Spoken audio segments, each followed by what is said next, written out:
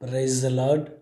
ప్రభువైన యేసు క్రీస్తు నామములో మీ అందరికీ ఉదయకాలపు శుభాలు తెలియజేయుచున్నాను. ఈరోజు దేవుడు మనకు అనుగ్రహిస్తున్న అతి శ్రేష్టమైన వాక్యము యోహాను సువార్త 14వ అధ్యాయము 17వ వచనాన్ని చదువుకుందాము. ఆయన మీతో కూడా నివసించును, మీలో ఉండును. దేవుడు మనతో నివసిస్తానని చెప్పి, మనలో ఉంటానని చెప్పి వాగ్దానం చేస్తున్నారు. దేవుడు మనతో నివసించాలంటే మనలో దీనత్వం అనేది ఉండాలి. దేవుడు మనలో ఉండాలంటే పరిశుద్ధత అనేది ఉండాలి.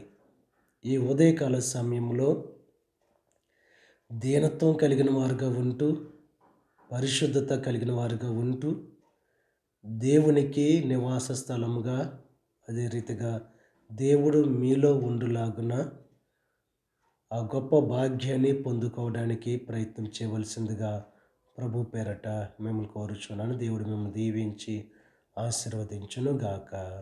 ఆమేన్. ప్రార్థన చేసుకుందాం.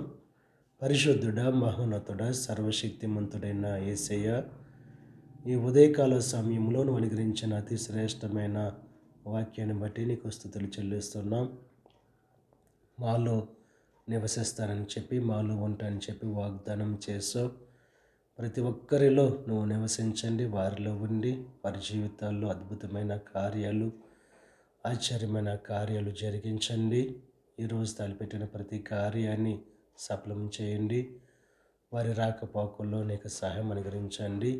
ఈ దిన ఆశీర్వాదాలు ప్రతి ఒక్కరి మీద మెండుగా కుమ్మరింపచేసి నీ దీవులతో నింపి నడిపించమని మా ప్రభువైన యేసు క్రీస్తు నామం పేరట వేడుకొనుచున్నాం తండ్రి.